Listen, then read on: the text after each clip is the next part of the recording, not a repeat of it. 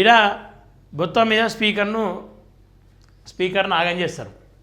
ఒక గతంలో ఏమని చెప్పారు, ఒక దళితుడిని స్పీకర్ని చేసామని చెప్పేసి గప్పాలు కొట్టిన గొప్పలు చెప్పుకున్న కాంగ్రెస్ నాయకులు ఈరోజు వాళ్ళు చేసిన తప్పుకు స్పీకర్ను బలి చేయడం పక్కా. ఒకసారి ఈ స్పీకర్ది కూడా చదువుదాం.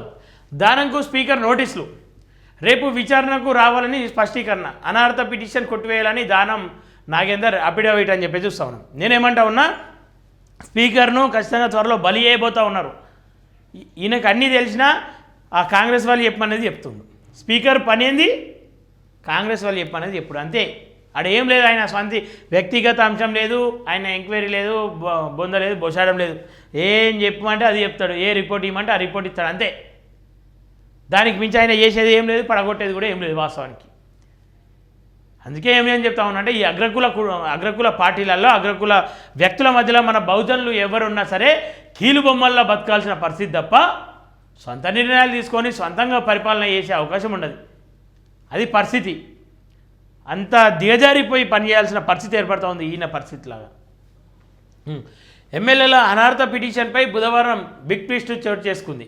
తమ పార్టీపై గెలిచి కాంగ్రెస్లో చేరారంటూ 10 మంది ఎమ్మెల్యేలపై బీఆర్ఎస్ అసెంబ్లీ స్పీకర్ గడ్డం ప్రసాద్ కుమార్కు అనార్థ పిటిషన్లు దాఖలు చేసింది. దీనిపై ఇటీవల 8 మంది ఎమ్మెల్యేలపై స్పీకర్ విచారణ జరిపి 7 ఎమ్మెల్యేలపైన దాఖలైన అనార్థ పిటిషన్లు స్పీకర్ కొట్టివేశారు. విచారణ ముగిసిన జగిత్యాల ఎమ్మెల్యే సంజయ్ పిటిషన్ పైన తీర్పును స్పీకర్ రిజర్వ్లో పెట్టారు. మరో 2 ఎమ్మెల్యేలో కడియం శ్రీహరి స్పీకర్ నోటీసులకు విచారణ ఇవ్వగా, తాజాగా ఖైరతాబాద్ ఎమ్మెల్యే దానం నాగేందర్కి ఈ నెల 30న విచారణకు హాజరు కావాలని స్పీకర్ నోటీసులు పంపారు. బీఆర్ఎస్ ఎమ్మెల్యే పాడి కౌశిక్ రెడ్డి, బీజేపీ ఎల్పీ నేత మహేశ్వర్ రెడ్డి స్పీకర్కు దానం పైన అనార్థ వేటు చేయాలని వేరువేరుగా పిటిషన్లు దాఖలు చేశారు. దీంతో స్పీకర్ నాగేందర్కు నోటీసులు జారీ చేశారు. దానం పైన దాఖలైన అనార్థ పిటిషన్లో కౌశిక్ రెడ్డి పిటిషన్ పైన స్పీకర్ ఈ నెల 30న ఉదయం 10:30 విచారణ జరపనున్నారు. విచారణకు హాజరు కావాలని కౌశిక్ రెడ్డి ఆయన న్యాయవాదులకు కూడా స్పీకర్ నోటీసులు ఇచ్చారు. మరోవైపు బీజేపీ ఎల్పీ నేత మహేశ్వర్ రెడ్డి దాఖలు చేసిన అనార్థ పిటిషన్పై కూడా అదే రోజు మధ్యాహ్నం 12 గంటలకు స్పీకర్ విచారణ జరపనున్నారు. కాగా దానం నాగేందర్కు స్పీకర్ నోటీసులు పంపడంపై రాజకీయ వర్గాల్లో ఆసక్తికరమైన చర్చ జరుగుతుంది. ఈ నెల 30నంట చూద్దాం మరి ఏమవుతుందో.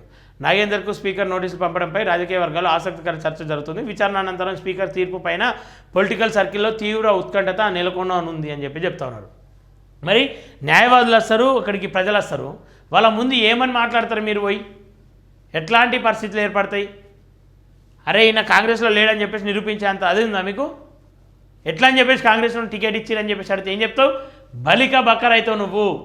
స్పీకర్ గారు మిమ్మల్ని బలి చేస్తూ ఉన్నారు, మీరు అర్థం చేసుకోండి.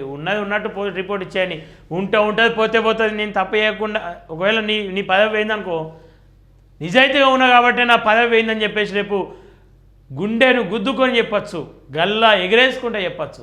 కానీ ఇట్లాంటి ముసుగులో గుద్దులాటలు, ఇట్లాంటి పిచ్చి పిచ్చి కథలు చేసుకుంటా రేపు మీ పైన అభియోగాలు వస్తాయి. కాంగ్రెస్లో ఉన్నప్పుడు మొత్తం తప్పులు చేసిరని చెప్పి చూపించడానికి సర్వం మీ పైన ఉంది, సర్వం మీకు అనిపిస్తూ ఉంది. సో మీ రాజకీయ భవిష్యత్తు, మీ వ్యక్తిగత అంశం, మీరు సున్నితమైన వ్యక్తి, మంచి వ్యక్తి అని చెప్పి చాలామంది చెప్తారు. న్యాయమైన వ్యక్తి ఏది ఉన్నా ఉన్నట్లు మాట్లాడుతారంటారు. కానీ ఇక్కడ ఊసిపోయేటట్టుంది మీ పేరు, మరి చూసుకోరి. పార్టీ నన్ను సస్పెండ్ చేసినట్లు సమాచారం లేదు. దానం స్పీకర్ గడ్డం ప్రసాద్కు దానం నాగేందర్ పార్టీ మారామంటూ దాఖలు చేసిన పిటిషన్పై ఆయన స్పీకర్కు 7 పేజీలతో కూడిన అఫిడవిట్ దాఖలు చేశారు. తనపై దాఖలైన అనర్హత పిటిషన్పై కొట్టివేయాలని స్పీకర్కు దానం నాగేందర్ విజ్ఞప్తి చేశారు. తాను బీఆర్ఎస్కి రాజీనామా చేయలేదని, పార్టీ నుంచి తనను సస్పెండ్ చేసినట్లు తమకు సమాచారం లేదన్నారు. తాను 2024 మార్చిలో కాంగ్రెస్ పార్టీ నిర్వహించిన సమావేశానికి వ్యక్తిగత హోదాలను హాజరయ్యానని తెలిపారు. కానీ మీడియాలో వచ్చిన కథనాల ఆధారంగా తాను పార్టీ మారినట్లు బీఆర్ఎస్ పార్టీ భావిస్తుందని, ఆ పార్టీ పిటిషన్లో పేర్కొన్న విషయంపైన తాను విచారణ ఇస్తున్నట్లు దానం నాగేందర్ తెలిపారు. గతం కోర్టులో తీర్పును తాను అనుసరించి వారి పిటిషన్ చెల్లుబాటు కాదని దానం వివరించారని చెప్పి చూస్తా ఉన్నాం. మరి ఇది పరిస్థితి. రాష్ట్ర ప్రజలు అన్నీ చూస్తూ ఉన్నారు, ఎవరు ఏం చేస్తూ ఉన్నారు, ఎట్లాంటి పరిస్థితులు ఉన్నాయి, రాష్ట్రంలో ఎట్లాంటి పరిస్థితులు నెలకొన్నాయని చెప్పేసి రాష్ట్ర ప్రజలు గమనిస్తూ ఉన్నారు. నిజాలను ప్రజలు ఎప్పటికప్పుడు ఎండగట్టాల్సిన పరిస్థితి ఏర్పడుతుంది. ఖైరతాబాద్ నియోజకవర్గ ప్రజలారా, మీరే తేల్చుకోర్రి